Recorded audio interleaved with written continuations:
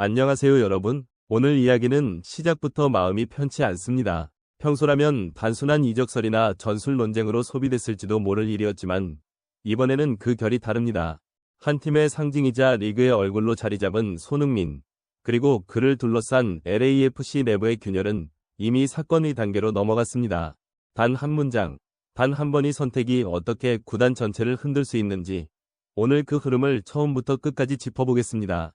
모든 혼란은 아주 짧고도 날카로운 한 문장에서 시작됐습니다. 넌 필요 없다. 이 말이 어떤 상황에서 어떤 뉘앙스로 전달됐는지를 떠나서 그 대상이 손흥민이었다는 사실만으로도 이미 문제의 성격은 결정돼 있었습니다. 이는 전술적인 판단이나 일시적인 경쟁 구도에 대한 언급이 아니라 선수의 존재 가치 자체를 부정하는 말로 받아들여질 수밖에 없었기 때문입니다. 특히 팀 내에서 가장 많은 신뢰와 책임을 짊어지고 있던 선수에게 던져진 말이라는 점에서 이 발언은 훈련장 안팎의 공기를 순식간에 바꿔놓았습니다. 손흥민은 그동안 어떤 감독 아래에서도 공개적인 충돌을 만든 적이 거의 없는 선수였습니다. 벤치에 앉는 상황에서도 포지션이 바뀌는 순간에도 그는 늘 팀을 먼저 이야기했습니다. 그런 그가 이번에는 분명히 다른 반응을 보였다는 점이 중요합니다. 이는 단순한 감정 폭발이 아니라 반복된 신호 끝에 도달한 임계점이었을 가능성이 큽니다. 내부 관계자들의 말에 따르면 해당 발언 이후 라커룸에서는 짧은 침묵이 흘렀고 그 침묵 자체가 상황의 심각성을 말해주고 있었다고 합니다. 손흥민이 떠날 수도 있다는 말이 내부에서 처음 나왔을 때 LAFC는 그 의미를 즉시 계산해봤을 것입니다. 그리고 그 계산 결과는 매우 차가웠을 겁니다. 손흥민은 단순히 잘하는 공격수가 아닙니다. 그는 경기 결과를 바꾸는 선수이자 구단의 브랜드를 확장시키는 인물이었고 MLS 전체가 자랑할 수 있는 상징 자원이었습니다. 그런 선수가 스스로 등을 돌릴 수 있다는 가능성만으로도 구단의 중장기 계획은 한순간에 공중에 뜨게 됩니다. 이 시점에서 중요한 것은 성적이 아니라 신뢰 붕괴였습니다. 손흥민의 퇴단 결심은 연봉이나 출전 시간 때문이라는 식의 단순한 이유로 설명되지 않습니다. 존중받지 못한다는 인식, 그리고 그 인식이 더 이상 회복될 수 없다고 판단했을 때 내려진 결론에 가깝습니다. LAFC 프런트는 사태의 심각성을 인지했고 결국 책임의 방향은 감독 개인을 넘어 구단 운영 전반으로 확장됐습니다. 그 결과가 바로 존 토링턴 단장의 전격 경질이었습니다. 이는 희생양이 필요해서가 아니라 내부적으로 구조가 잘못됐다는 판단이 내려졌다는 신호에 가깝습니다. 이 혼란 속에서 갑자기 등장한 이름이 바로 위르겐 클롭입니다. 처음 이 이름이 언급됐을 때 많은 사람들은 현실성이 없다고 생각했을 겁니다. 그러나 상황을 조금만 들여다보면 이 선택이 얼마나 계산된 카드인지 보이기 시작합니다. 클롭은 단순히 유명한 감독이 아니라 손흥민을 오래전부터 높게 평가해온 인물이며 그의 축구 철학 안에서 손흥민은 완성형 공격수에 가까운 존재였습니다. 클롭이 과거 직접 리버풀 시절 영입하지 못해 가장 아쉬운 선수는 손흥민이라고 말한 대목은 지금 이 순간 다시 조명되고 있습니다.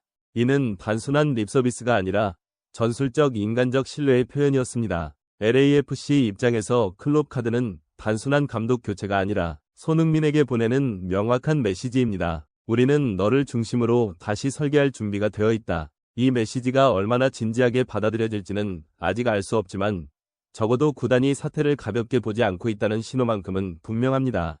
개인적으로 이 사태를 바라보면서 가장 먼저 떠오른 단어는 이적도 불화도 아닌 균열이었습니다. 겉으로 드러난 사건은 한전 구단주의 발언, 내부 회의에서 오간 말 몇 마디, 그리고 손흥민의 표정 변화였을지 모르지만 그 아래에는 훨씬 오래전부터 쌓여온 균열이 분명히 존재했다고 봅니다. 이번 일은 갑작스럽게 터진 폭탄이 아니라 이미 금이 가있던 구조 위에 마지막 한 방울이 떨어진 결과에 가깝습니다. 손흥민이라는 선수는 커리어 내내 더 보여줘야 하는 선수로 취급받아 왔습니다. 아시아 출신이라는 이유, 스타성에 비해 과소평가되던 시선, 그리고 항상 누군가의 그늘에 놓였던 위치까지 그는 늘 말 대신 경기력으로 대답했고 불만 대신 책임을 선택했습니다. 그런 선수가 미국 무대에 와서도 똑같은 태도를 유지했다는 점은 오히려 더 아이러니합니다. 이미 모든 것을 증명한 선수가 또다시 자신을 설명해야 하는 상황에 놓였다는 것. 바로 그 지점이 이번 사태의 핵심이라고 생각합니다. 이번 논란을 단순히 한 사람이 말을 잘못했다는 식으로 정리해버리면 본질을 놓치게 됩니다. 문제는 발언 그 자체보다 그런 발언이 나올 수 있는 환경이었고 그런 말이 나와도 즉각적으로 제어되지 못한 구조였습니다. 손흥민에게 던져진 한 문장은 사실상 그동안 쌓여온 신호들의 종착점이었을 가능성이 큽니다. 존중이 점점 줄어들고 신뢰가 관리되지 않으며 공헌의 무게가 당연한 것으로 취급되기 시작했을 때 그 끝은 늘 같은 방향으로 흘러갑니다.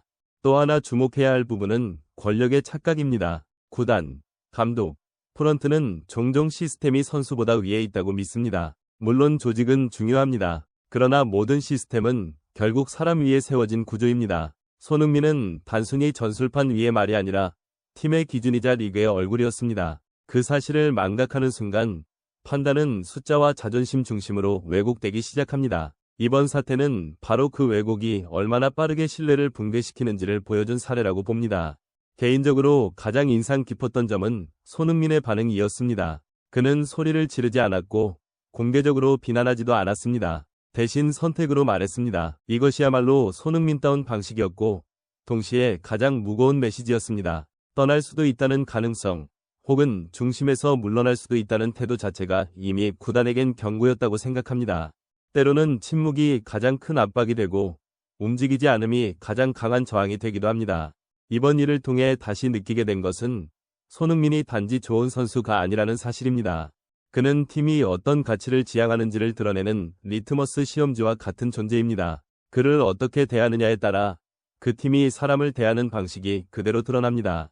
그래서 이 사태는 손흥민 개인의 문제로 끝나지 않습니다. 이 이야기를 지켜보는 다른 선수들, 다른 구단들, 그리고 리그 전체가 무언의 질문을 던지고 있습니다. 이 팀은 선수를 어떻게 존중하는가? 결국 이 사태의 본질은 감정 싸움이 아니라 철학의 충돌이라고 생각합니다. 선수는 존중을 원했고 조직은 통제를 당연하게 여겼으며 그 사이에서 균형은 무너졌습니다. 손흥민은 더 이상 자신의 가치를 설득하려 들지 않았고 그 선택 자체가 모든 설명을 대신했습니다.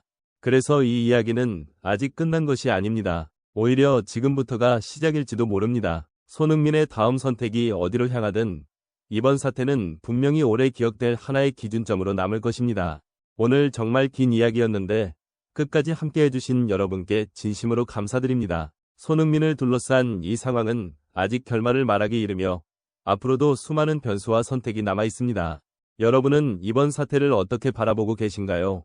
손흥민의 결단이 옳았다고 보시는지 아니면 다른 해법이 있었을지 여러분의 생각을 댓글로 자유롭게 나눠주세요. 이 영상이 도움이 되셨다면 구독과 좋아요로 응원해주시면 큰 힘이 됩니다. 여러분의 관심이 더 깊이 있는 이야기로 이어집니다. 다음 영상에서도 더 흥미롭고 날 것 그대로의 이야기로 다시 찾아뵙겠습니다. 끝까지 시청해주셔서 정말 감사합니다.